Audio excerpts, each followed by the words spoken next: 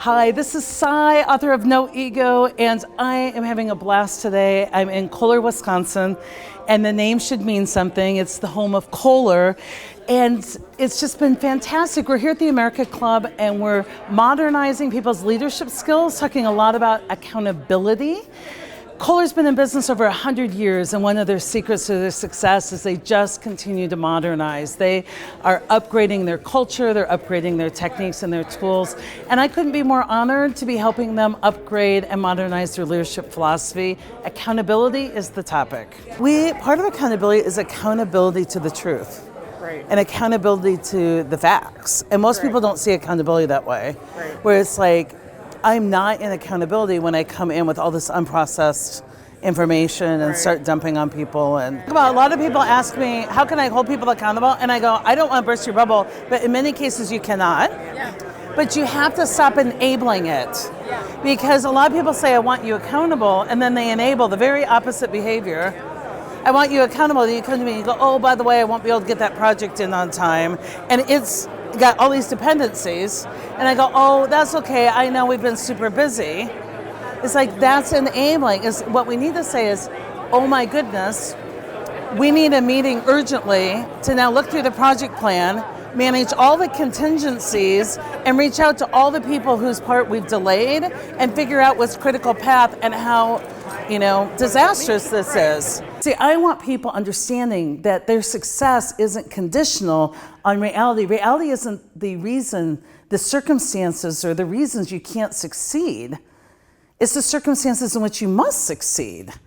And most people, when it comes to accountability, that's where they step down.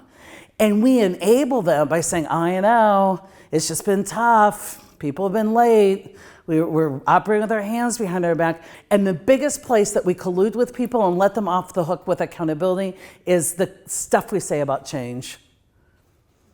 Change is hard. How many of you believe this?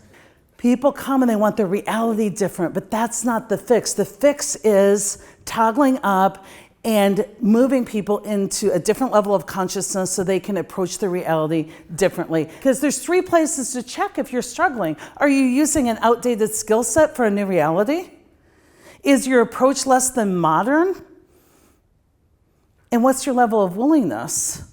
How much are you, well, I'll only do this if how conditional are you? Are you into that buy-in's optional mindset?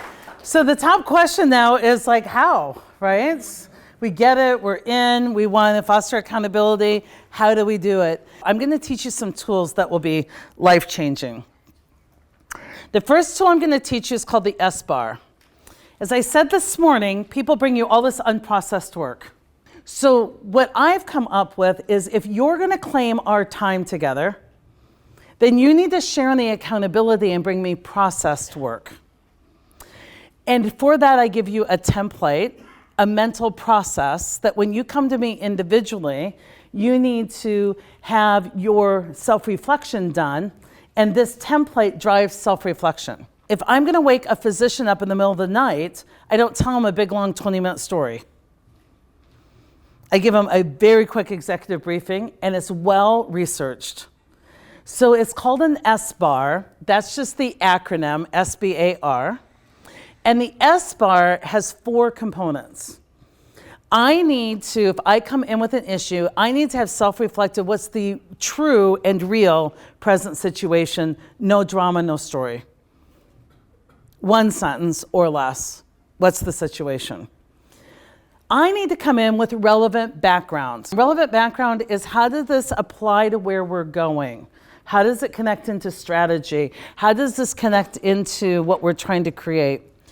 A is, what's your analysis using good business discipline, using good data analytics, using business process? R are, what are your recommendations, plural?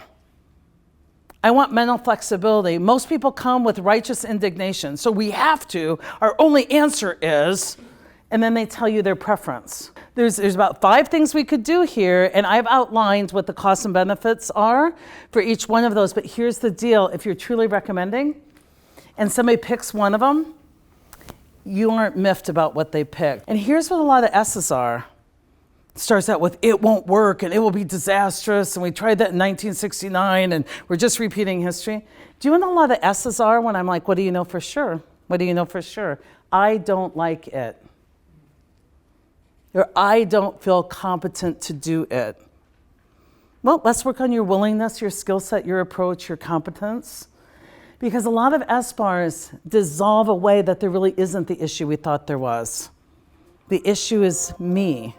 But a lot of them identify the issue.